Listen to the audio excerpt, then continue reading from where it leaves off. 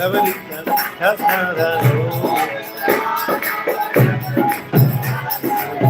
Radha Vrindavan Natapara Hari Bom, Hari Bom, Hari Bom, Hari Bom.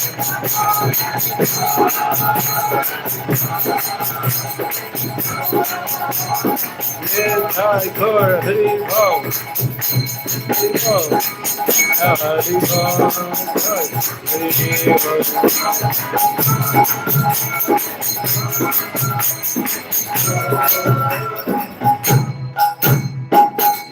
Yasomati Nandana Brajabadana Jana Gokula Ranjana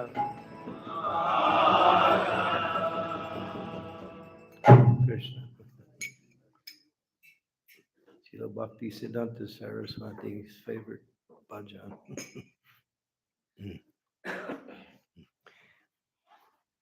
So Hare Krishna, dear devotees, it's a great fortune and pleasure to have His Holiness Chandramauli Maharaj at ISKCON Gurugram. So on behalf of Ramchandra Prabhu and all the our devotee community, we would like to heartily welcome Maharaj to ISKCON Gurugram.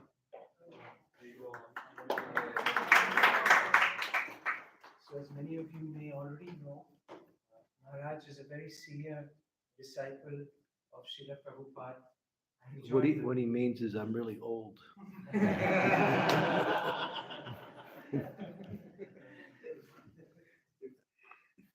So he joined at a very young age.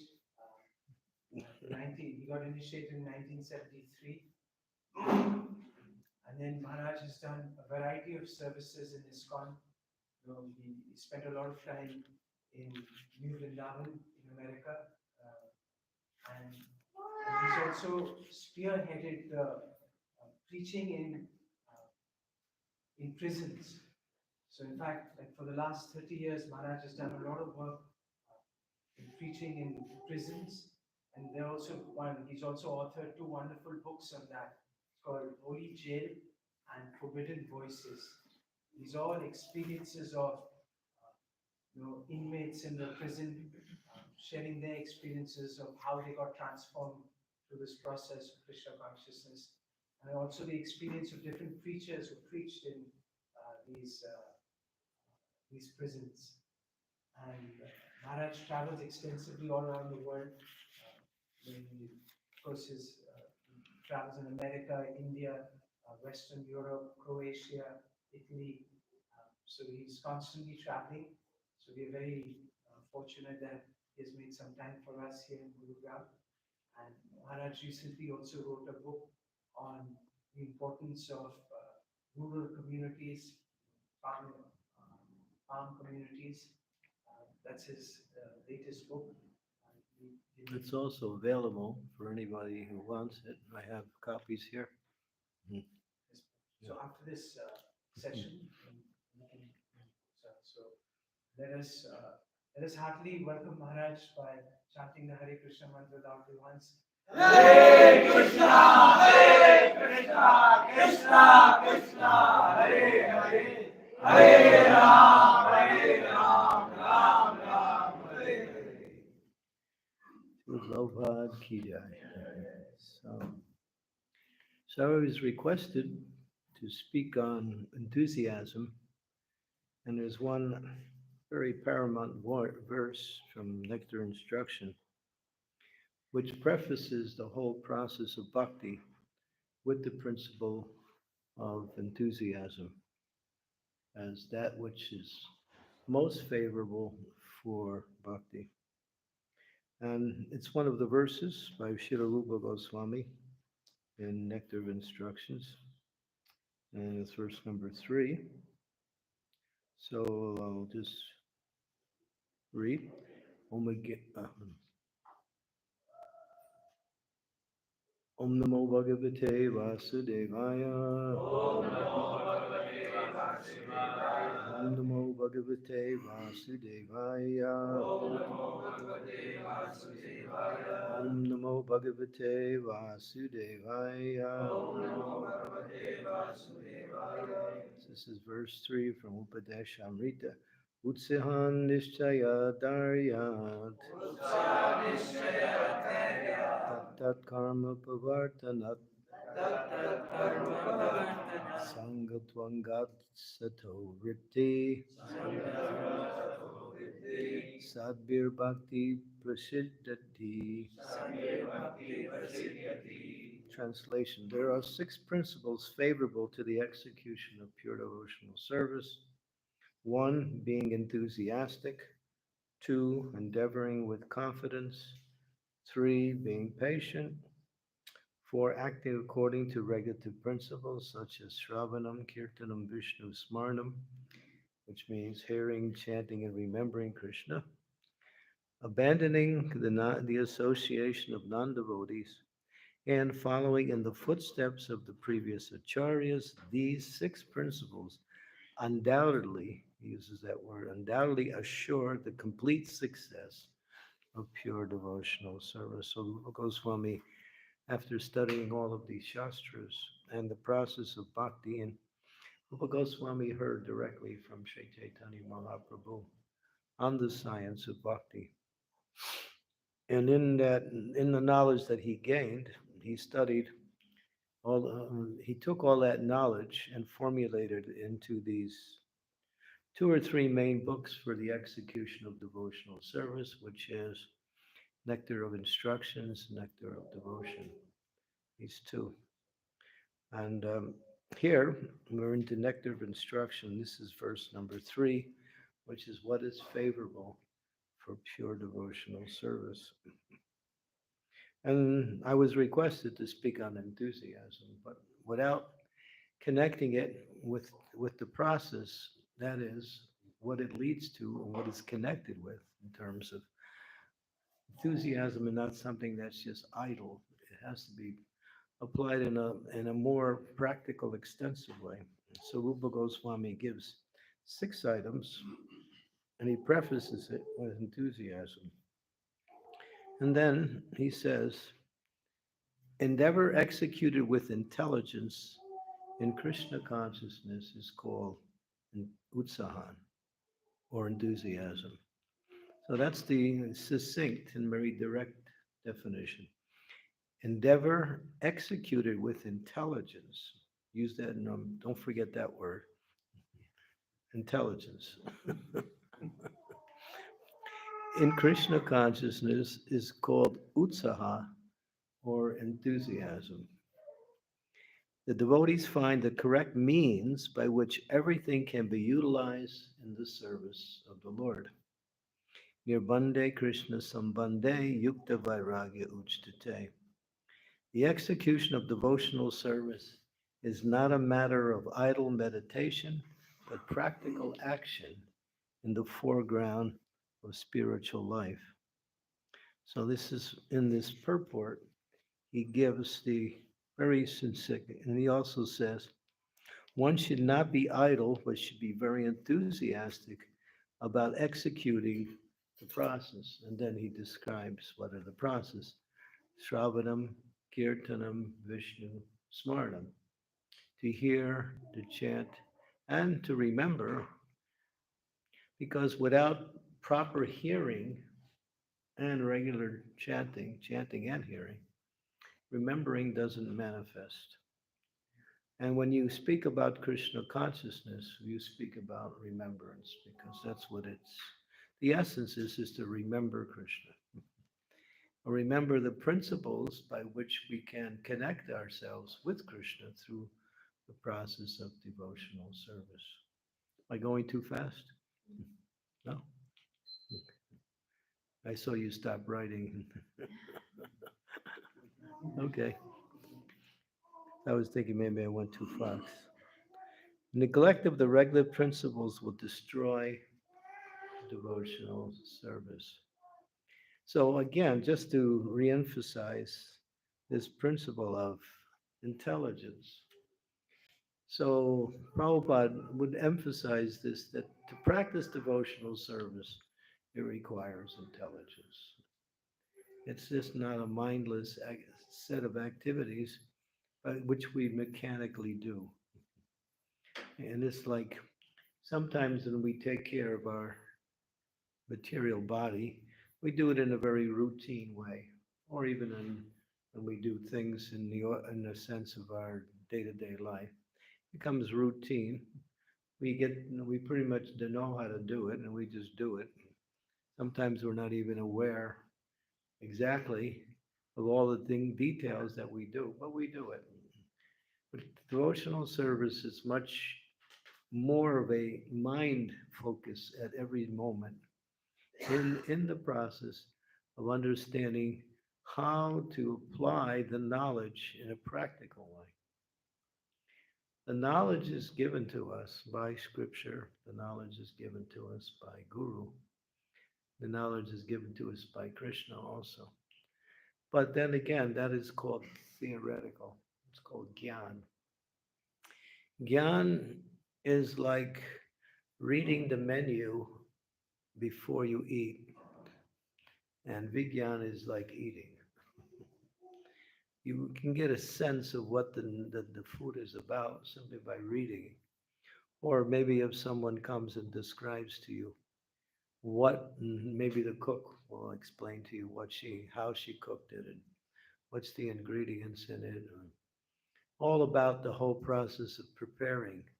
But it doesn't really satisfy you until you actually taste it and get the experience. So bhakti is that two-part knowledge is the theory and then the practical experience, and which brings about realization.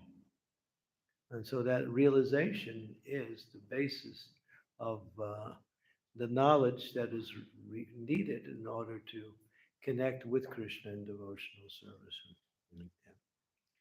So sometimes, let me stop for a minute. Om Gyanti Mirandasya Gina Jina Salakaya Chaksu Militam Yena Tasmai Shri Guru Namaha Srila Prabhupada Ki Jai. Sometimes people think enthusiasm means to move as fast as you can.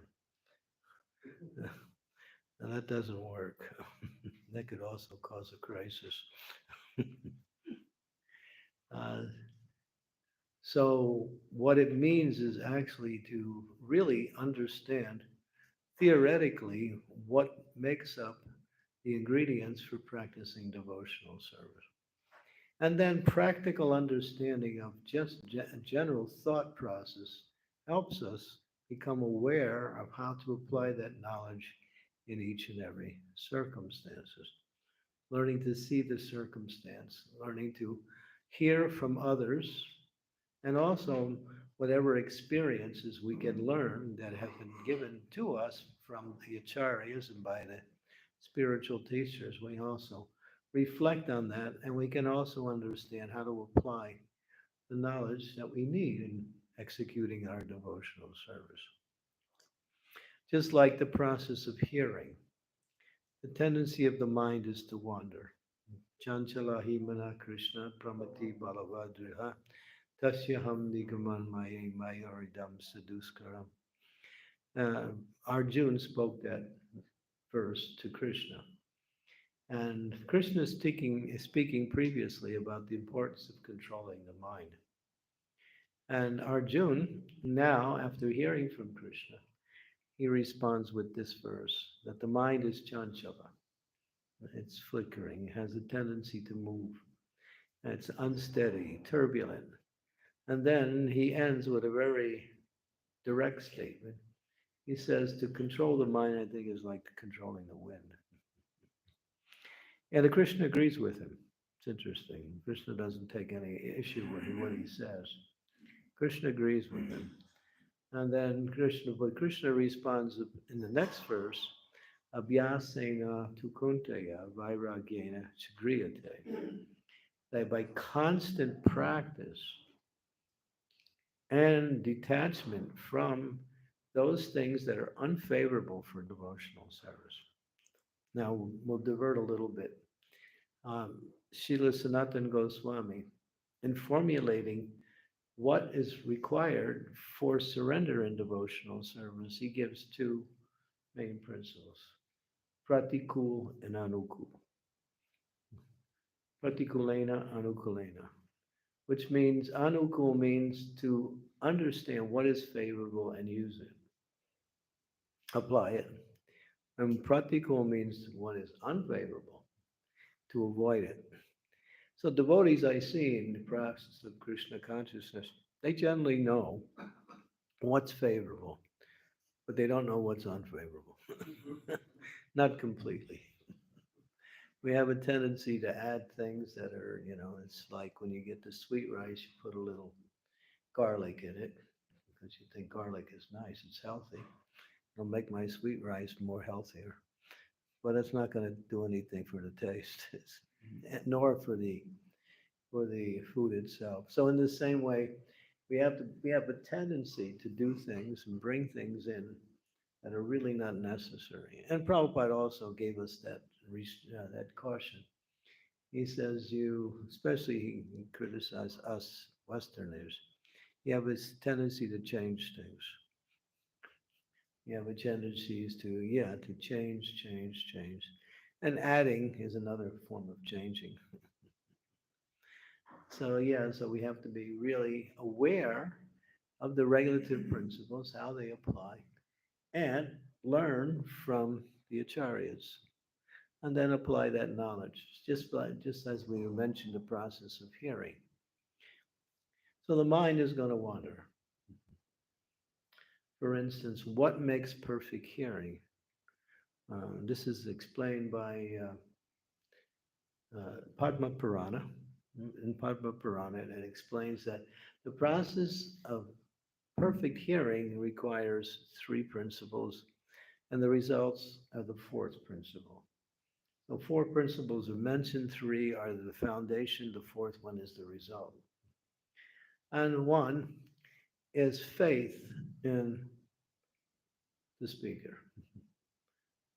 In other words, one has to understand that the speaker is qualified. And of course, the speaker should be qualified to speak.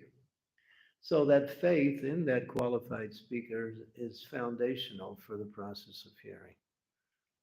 Not like, well, just like I preach in jails, and they don't have any faith in us when we come to the jails because they don't know us, and the tendency of people who are in prison is to doubt everything. You have to really prove it to them, and it takes a lot of work. And so they'll challenge you. They'll challenge your criteria, they'll challenge your ability, they'll challenge whatever you say. So it's one of the hardest places to preach, but still sometimes there's some success. And we do break through after a while. But, well, that principle is contrary to actually learning without faith in those who are giving that. So, of course, in Krishna consciousness, we only allow those who are qualified, just like somebody just recently wanted to make a proposal. We should let everybody in the temple give class. Hare Krishna. Doesn't matter, just the fact that they are coming to the temple and they're regular, and therefore everyone should have a turn to give a class. Good luck. That was a proposal that was made in, I think, in London with some of the major temples. Of course, the idea was dismissed. And that doesn't work. Unfortunately, one has to be somewhat qualified. In other words, one has to be sufficiently learned by hearing from their own spiritual master and has to have some previous criteria, or you might say credits, in order to convince people that the person I'm listening to is actually qualified to speak. And the second one is um, humility for the audience. The audience has to be somewhat transparent or in other words, they have to accept what is being said rather without hearing in a challenging way. If they're hearing in a challenging way, they don't really hear everything because they're thinking at the same time. It's good to think about what's being said, but not in a way to challenge. Listen carefully. And the third is this is important destroying the faults of the mind, which means that when the mind wanders somewhere else, bring it back to what is being given, bring it back to the hearing process. The mind will wander, as Arjun said, chanchala. This is a very complete description of the nature of the mind. It's restless. It goes everywhere and anywhere. Unless you have reached the stage of pure devotional service, the mind will still wander. Even pure devotees sometimes struggle with that too. It's just the nature of the mind. And so destroying the faults of the mind, bring it back. Now, if one follows these first three principles, faith in the speaker, humility, and keeping the mind connected to what is being listened to, said, then two results come from that, one or two, or maybe even both. One, you get realization. In other words, you understand, yes, this is correct. I understand it. Yes, it's. In other words, it's an experience of the knowledge directly. And the second one is if you don't get realization, you ask questions. So questions or realizations come by way of perfect hearing, following that process. So therefore, this is the principle for enthusiasm for hearing, for the process of hearing. I use this example because in all of our activities, there is principles that we have to apply that make up the principle of enthusiasm, which is intelligence endeavor. Such as when you're chanting Hare Krishna, you have to hear. So if you're not hearing, then you're still below the standard of the practice. Therefore, the intelligence has not been able to fix itself on the process itself or on the activity itself. And so anything you do, just like when you worship, there's those who do deity worship.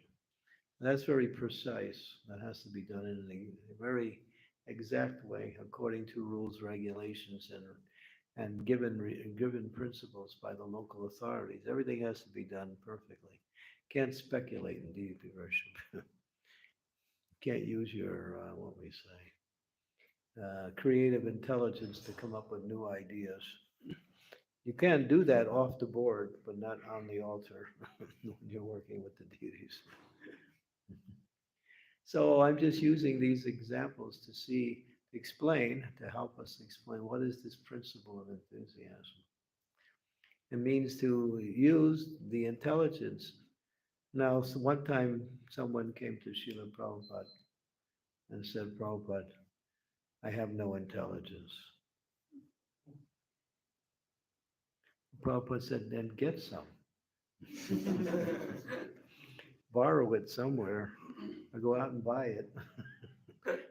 In other words, it's not an excuse. Well, I'm not very intelligent. No, that's not an excuse. The intelligence is given to us by Shastra, by Guru, by Krishna. And all we have to do is hear and learn how to apply that intelligence. That learning process comes by getting instructions in the practical way of how to practice, apply the intelligence the practical way. And that is also available. So that is enthusiasm. That is enthusiasm. Not as enthusiasm, well, I like this service, therefore I'm really fired up. I'm going to really do it because I like it. With this other service I'm supposed to do, it doesn't really resonate with me so much, but I'll do it anyway.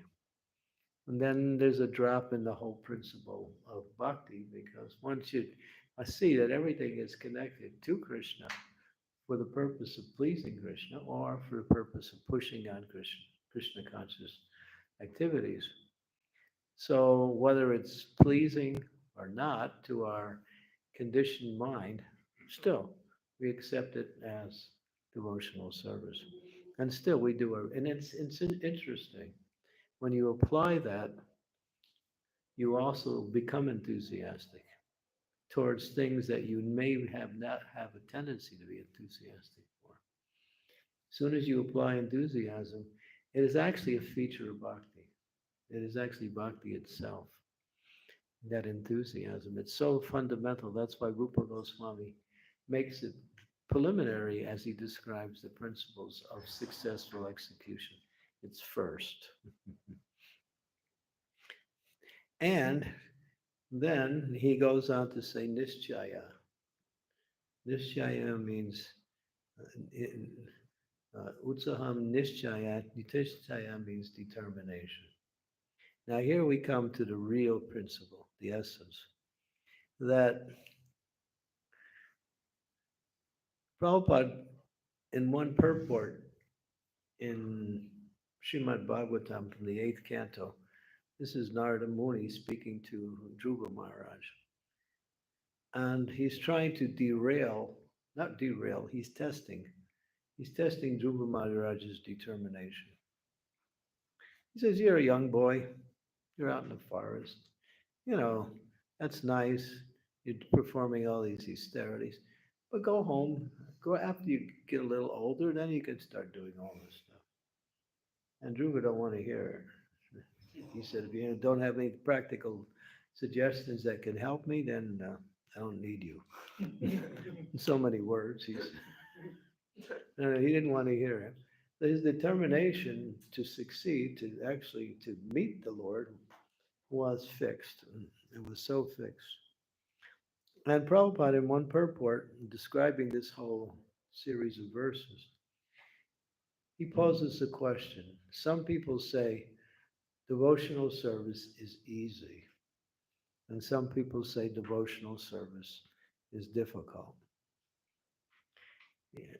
And then he says, well, what is it? Is it easy or is it difficult? How many say both?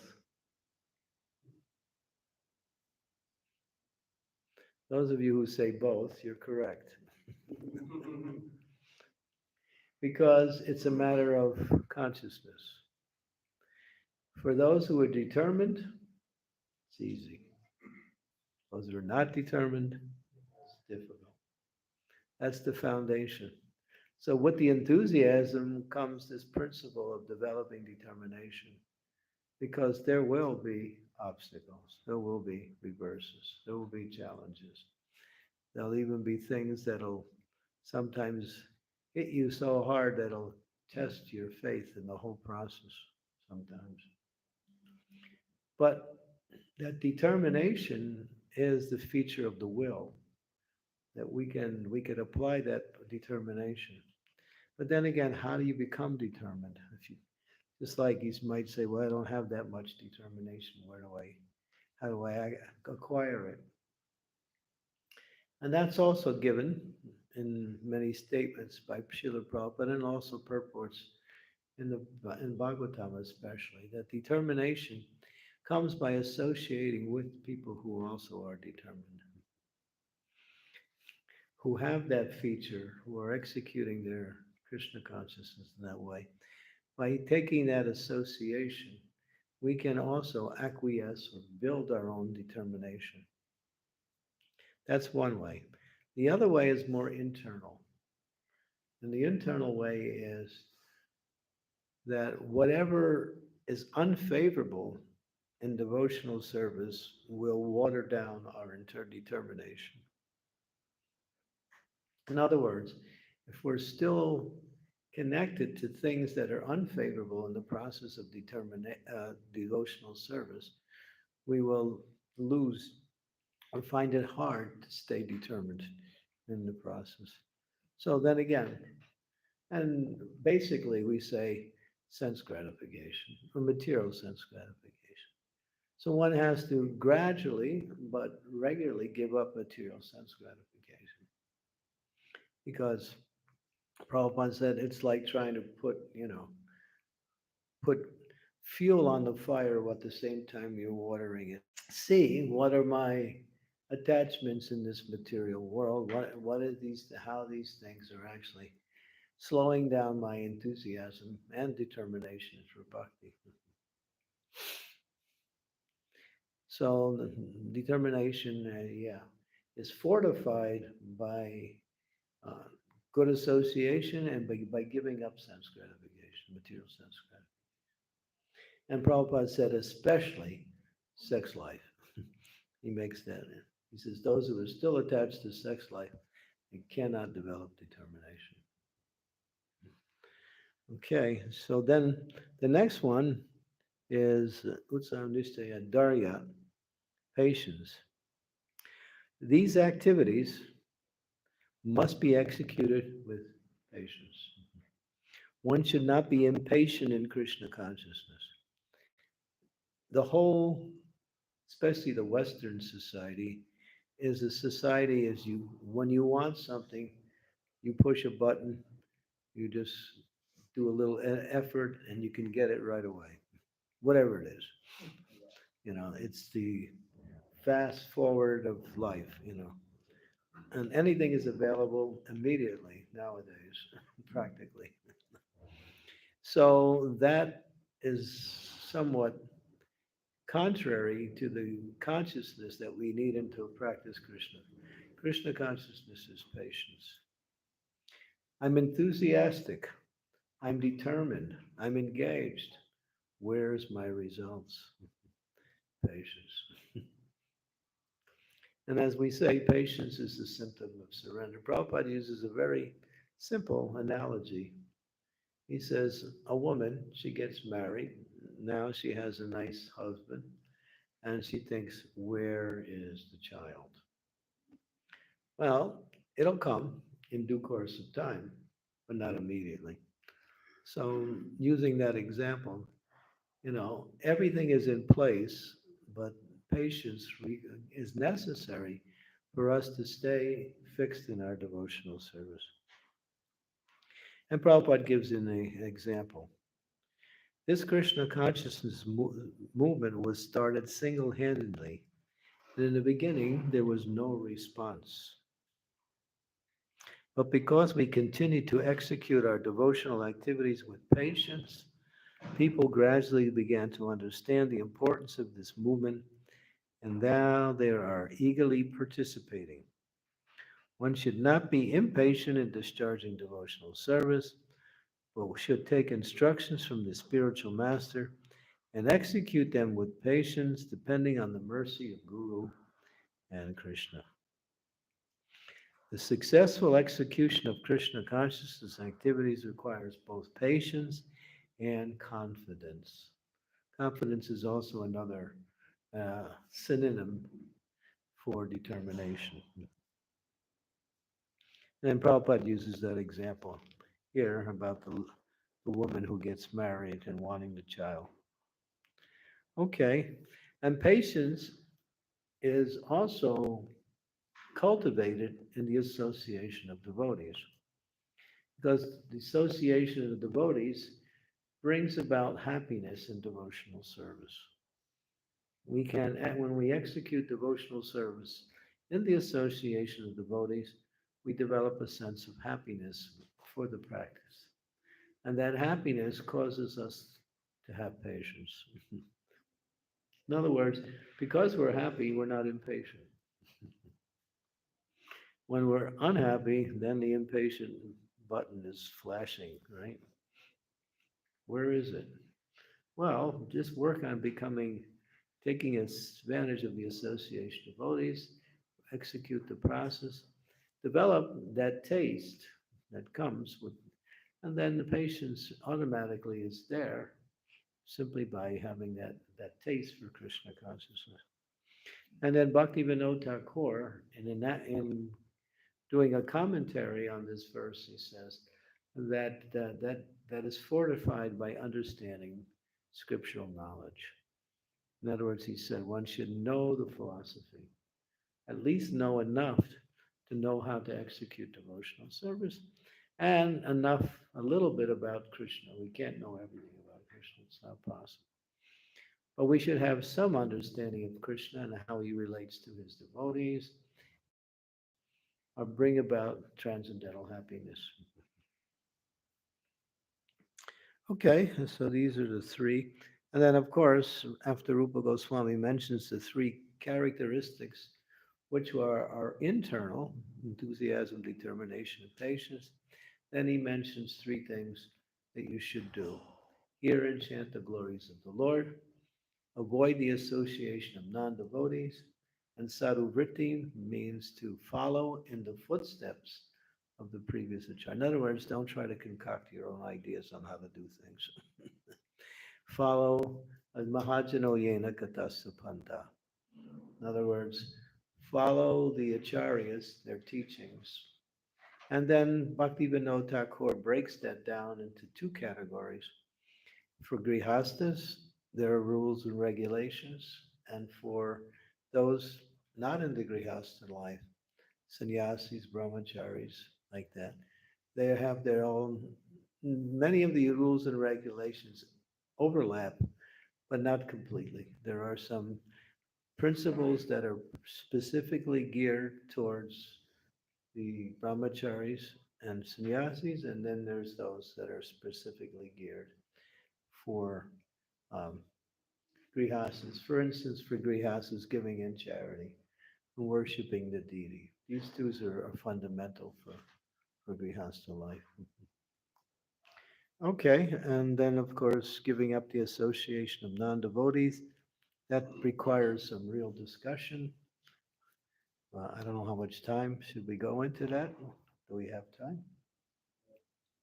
I know breakfast is coming up, right? So we don't want to turn this into lunch, right? So, well, okay. So, association with non devotees means affection for. Two words. When you develop affection for the non devotees, then you're associating with them. If you're interacting with them to take care of business or do whatever is necessary, that doesn't necessarily mean association. It's when you start to appreciate their, material qualities and start to also become attracted to those things. In other words, if you open yourself up to their lifestyle, then you're actually in the wrong association. Now, we get our association from Vaishnavas, from devotees. We have to interact with the non devotees, and sometimes in work and in general activities. But that's just to keep things going, just taking care of the daily affairs. But we don't develop loving relationships with the because if you do, then you find yourself in a very awkward position. Loving relationships are developed with Vaishnavas and devotees like that. And so I just kind of skimmed over the last three, and of course, hearing and chanting and remembering, that's the process. So Rupa goes, if you learn this verse and the previous verse, verse number 2, is the 6 things that destroy bhakti. I won't go into it because that's a whole thing, but I'll mention I'll just speak those 6 things that destroy bhakti. 1, eating more than necessary or collecting more funds than required. 2, an over endeavoring for mundane things that are very difficult to obtain. 3, talking unnecessarily about mundane subject matters. 4, practicing the scriptural rules and regulations only for the sake of following them and not for the sake of spiritual advancement, or rejecting the rules and regulations of the scriptures and working independently or whimsically. 5, again, associating with worldly minded persons who are not interested in Krishna consciousness. 6, being greedy for mundane achievements. So there's a whole explanation. And if you're really interested to go deeper into these subject matters, which you should be, is that Bhakti, there is one book called Bhakti Aloka. by Bhaktivinoda Thakur. He gives a commentary on these two verses, just verse 2 and 3. He takes each one of the six principles in each verse and gives an elaborate explanation with a lot of references from other places. So it's a nice study. Rupa Goswami gives the general principles. Prabhupada just gives some explanations, but Bhaktivinoda Thakur goes really into detail for these two verses. What's favorable and what's unfavorable. Okay. Hare Krishna. Questions? Comments? Krishna Maharaj, thank you for a wonderful lecture. You told about enthusiasm, uh, but the thing I feel like sometimes we have that enthusiasm, but we are not able to maintain. Well, the maintaining is to apply the intelligence in each and every situation. That's how you maintain it. If you're enthusiastic only because of the activity and not because of the reason behind the activity, then you'll go up and down. So applying that intelligence in each and every situation allows you to have sustained enthusiasm. You have to think. Devotional service requires thinking, not just doing. How to do it nicely, how to do it in the best possible way, how to do it, how to please Krishna and please the devotees in the way that it should be done, like that.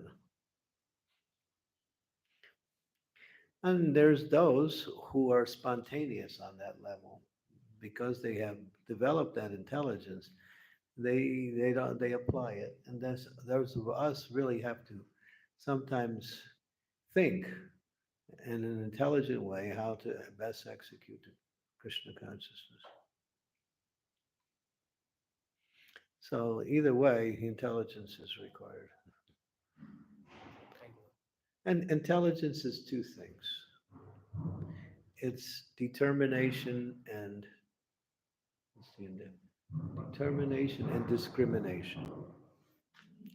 Discrimination and determination are two features of the intelligence. To discriminate between what is right and what is wrong, and to be determined to follow it. So determination comes within the process of intelligence also. Hare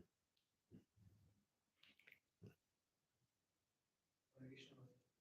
Thank you for your wonderful lecture, Maharaj. Uh, my question is regarding Niyamagraha. Hmm. Niyamagraha.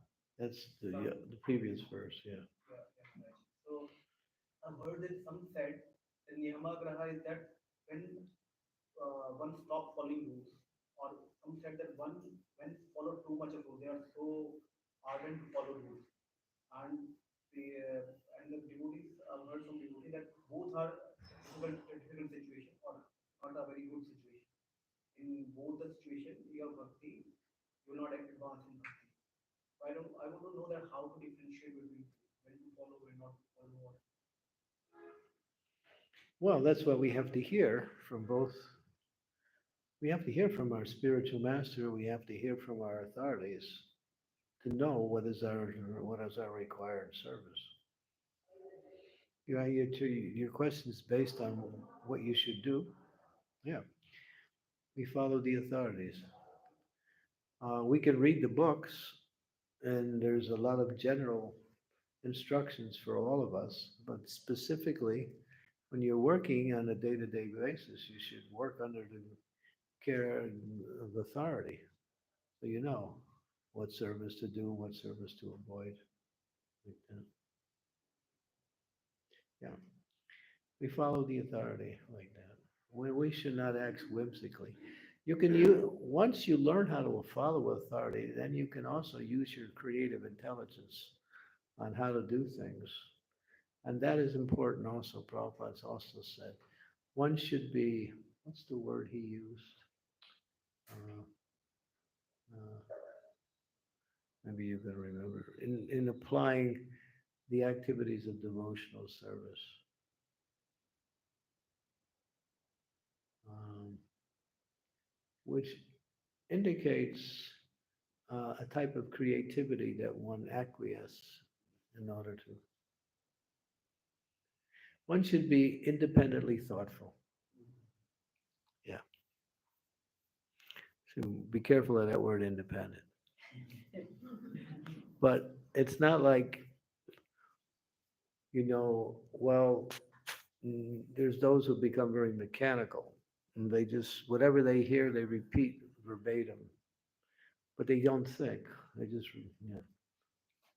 You still have to think on how to do things. Use your intelligence how to apply things. So Prabhupada said be independently thoughtful. That means you can also see, because devotional service doesn't stop at one point. These principles are what we call dynamic. And when applying the principles, you get newer and more ideas on how to execute devotional service. But they're not contrary to the instructions given by the spiritual master. That's independently thoughtful. Just like maybe ladies who cook, they can also think how to create recipes based on what they already know from their cooking experience. Well, that's independently thoughtful.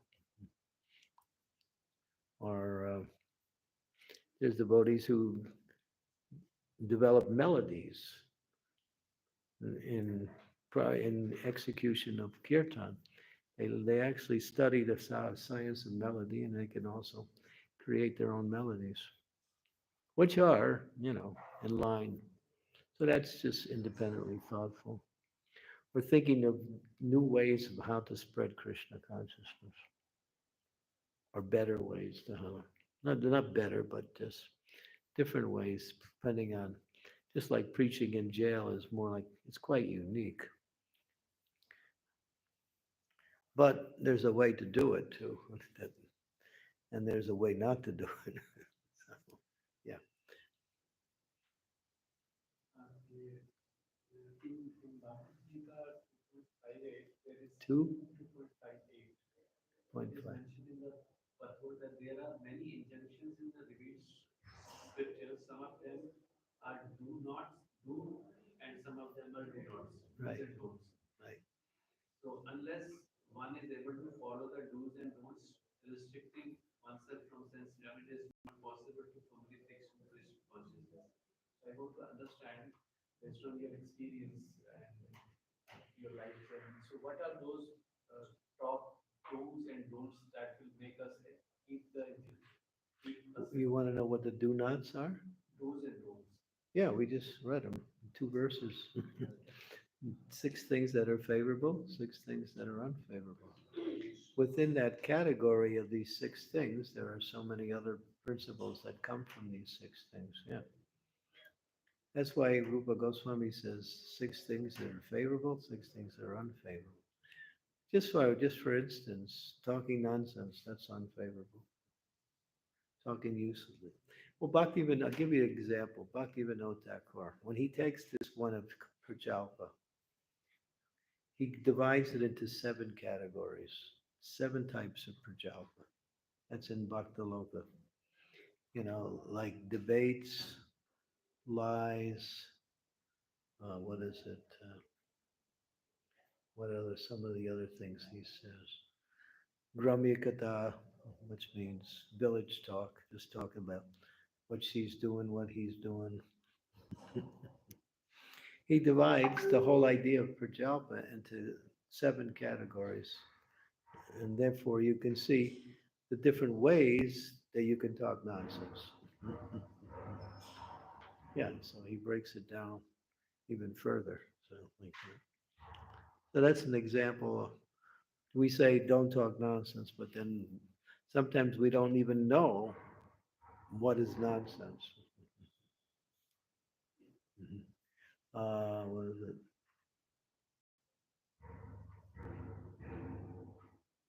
There's some other ways too. I can't remember all of them.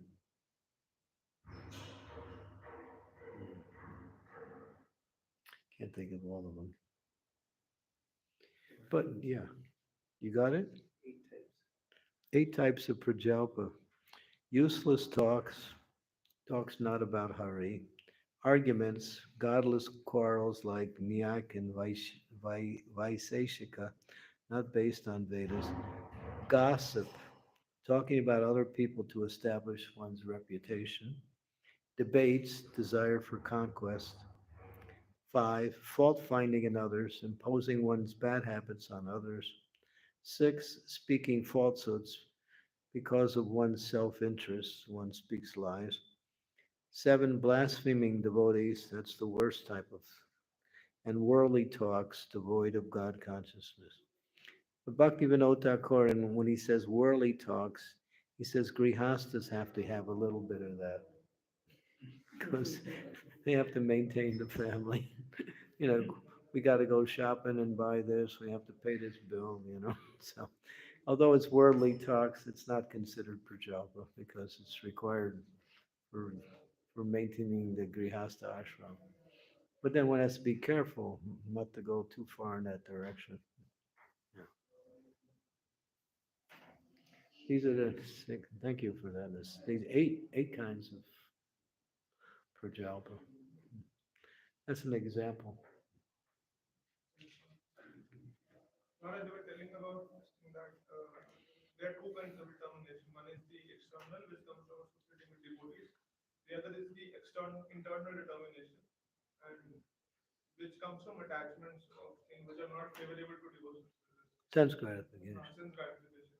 So, what I am thinking, like what I survey that in order to be detached from sense gratification, we also require determination. While on the other hand, being attached to sense gratification, it is loosening our determination. So, Being attached, in order to get determination, you have to do. uh, I didn't catch all of it. my question is, Maharaj, you said that Yeah, I we get understand what I said. What was your last two lines? last line is that in order to get detached from sense gratification, we also require determination. Right. How to develop that determination? Just do it. You know it's right. If you know something is right, you don't have to be convinced. Just do it. And if you can't do it, get someone to help you. That's just basic things, you know. I want to go downstairs, so I can choose the elevator or I can choose the stairs. So you want to get down there, and you might say, well, I haven't had any experience with the elevator, but I know what the stairs are like. Get down there somehow. That's all. And when it comes to doing things, you just have to understand that, well, this is the right thing. So I should just go ahead and perform it. So it doesn't take determination. It just takes that you understand it's right and you do it. Determination is something that requires an effort in that direction. So for basic, so giving up sense gratification, yes, you have to be determined. But then again, it comes back to the same thing, association with devotees. So if you associate with devotees, rather than associating with non-devotees, you'll become more determined. But when we are not with devotees and when we are alone, that is when it hits us back and the habit. Then just chant Hare Krishna when you can do that anytime. Krishna is always available. Satatam Kirtayanto Mama is the principle. Krishna says, always remember me. That means it's not always like you're going to be with somebody.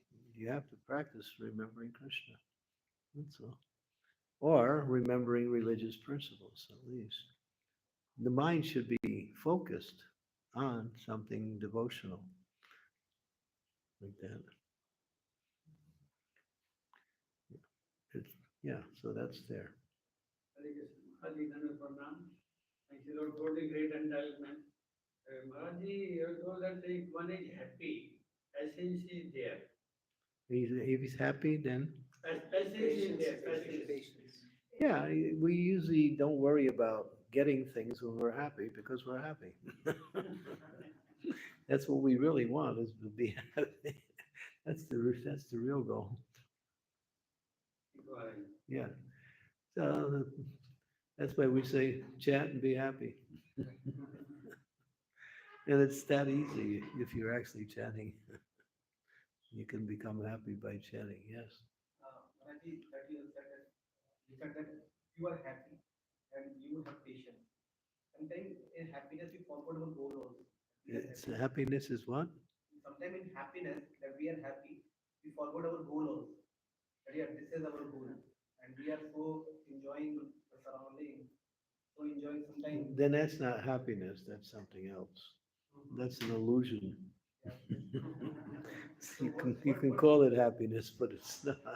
how would we feel happiness in that situation that we should be well reminded to Well, focus on? I mean, Rupa Goswami gives the process, and he says, he gives 9 stages of bhakti. When happiness becomes continuous, it's on the platform of ruchi. Yeah, it's happening even today. People are getting transformed because they're reading Prabhupada's books. I'd say, out of all of the ingredients that we apply, Prabhupada's books make the biggest difference. Although they may also be chanting, but their transformation comes from reading the books. Yeah. I'll give you an example. There was one, he was writing me. He was, uh, he was a member of a gang, and I don't know what it's like in India, but in America, many of the big cities have various street gangs. And they bind themselves usually by nationality. You have the blacks, you have the skinheads, you have the Mexicans, you have these different groups. And there's over 500 gangs in America. And they fight amongst themselves. Sometimes even have, they have weapons too, automatic rifles and stuff. Even the police don't bother them because the police don't go near them. They fight amongst themselves, and a lot of times. So he was a member of a gang, and he killed 8 people, and then he was put in jail. And so he's in there for the rest of his life. And so he came in contact with Krishna consciousness, and I sent him a Chaitanya Charitamrita, the 1 volume, big red book. So, I mean, he's a tough guy. There's no kid. You might call him a gunda, dacoit, whatever. But, as he's reading Chaitanya Charitamrita and learning more about Prabhupada and Lord Nityananda, um, he became more and more peaceful. His mind started to change. And then eventually he took initiation from Vaisheshika Prabhu. And he got the name Balavan Nitai. Balavan means Balavan Nitai, because he really was attracted to Lord Nityananda. So then he's writing me also, because I came in contact with him first, and then Vaisheshika later. But so we're writing, and then he told me, he said, Maharaj, I did something that surprised myself.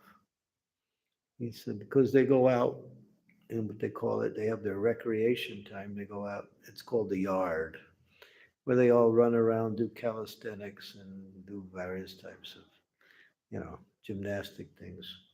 It's a chance to get out of the cells. So when they're there, they're kind of associating with each other, you know. So one man came up to him, one fellow inmate, and said, his name was Ben. He said, "Are you Ben Baker?" That was his name. He said, "Yes." He said, "You killed my best friend." So then he attacked him right there. Now, Ben would have easily, finished the guy off, to use a very, but he didn't. He just grabbed him, held him down until the guards came and took him away. And he said, I surprised myself. Usually when something like that would happen, I would just fight and just, finish. He said, but because of Lord Nityananda's mercy, I didn't do it. But he surprised himself. He even said it and wrote in the letter, I couldn't believe it. I never react like that. And so here's an example of how Krishna consciousness is transformative. It brings out people's good qualities, even from people who are the lowest of the low, They become, you know, bhaktas, to use the word. So yeah, that's an example. So the books are the biggest thing. Prabhupada's books. Mhm. And sometimes, we distribute books and this thing comes into mind that we are distributing to so many people, but people are not reading it. They are just, at their homes. But that's okay. As long as you get the books out, somebody will read it. Somebody will read it. Maybe not the person you give it to. When the books go out, it'll have an effect, and maybe not immediately, maybe not the same person. Story. You want a story on that one too? Okay. Do we have time? Okay. So one girl, she was distributing books in Italy, and they were by the train stations. So the trains would stop, and passengers would get on and off, and there would be a 5-minute stop for the people to exchange. So these devotees would run onto the train during that 5 minutes and try to sell as many books as they could. So there's one girl, she was doing this. So she approached one man on the train, and he got really angry.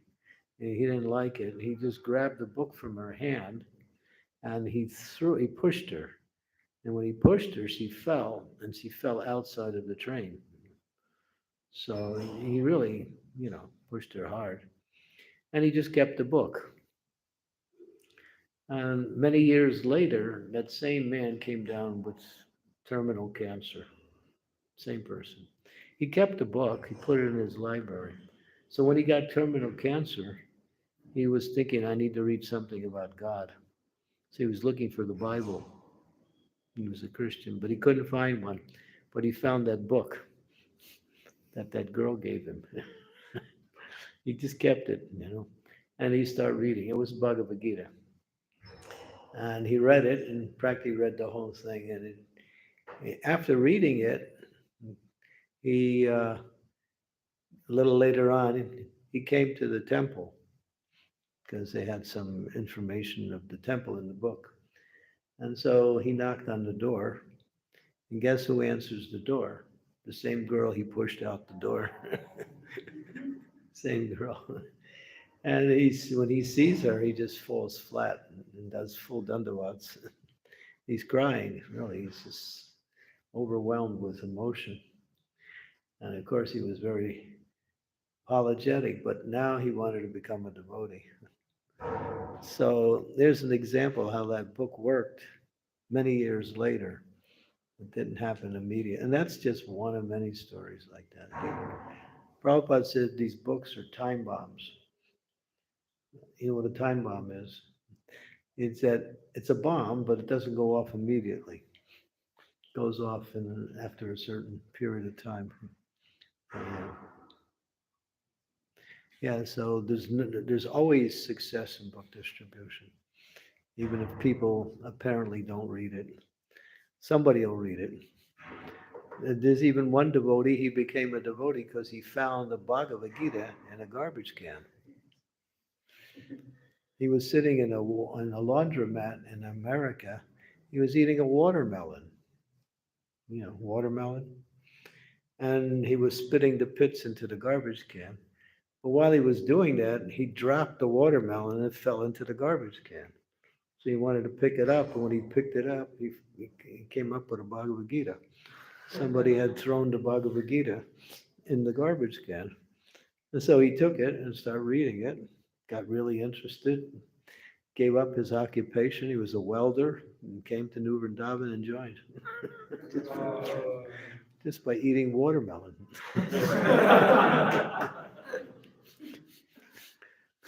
So he got the seed of bhakti. Yeah, and he's still a devotee. His name is Tamal. Got initiated by, yeah, by Srila Prabhupada.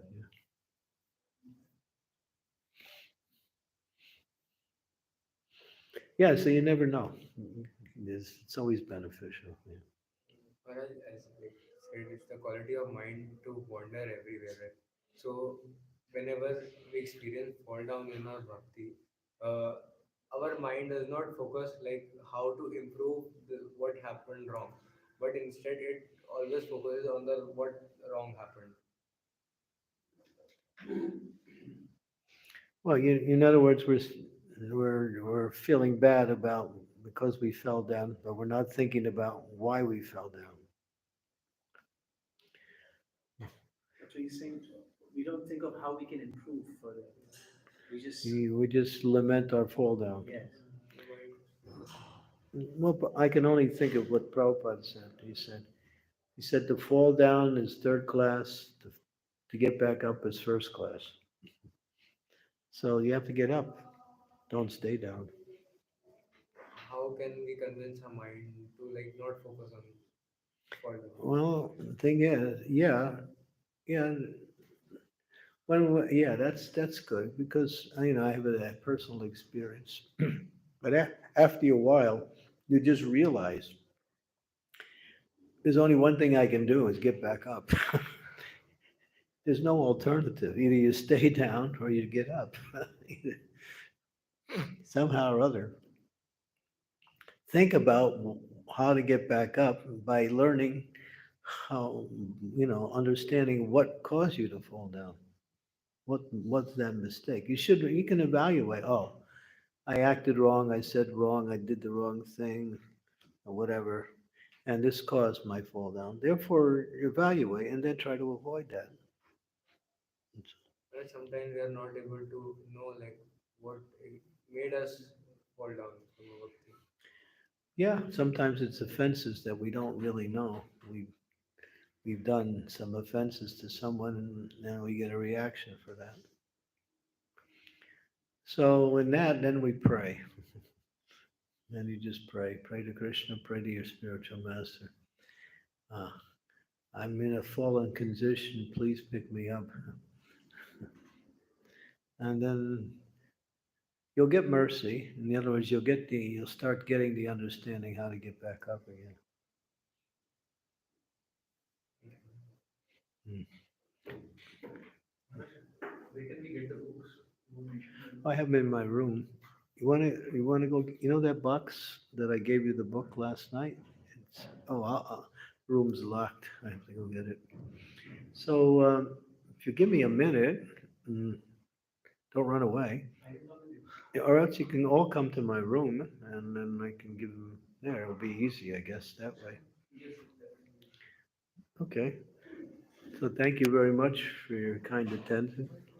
Srila Prabhupada ki jai. We're very grateful to Maharaj for giving us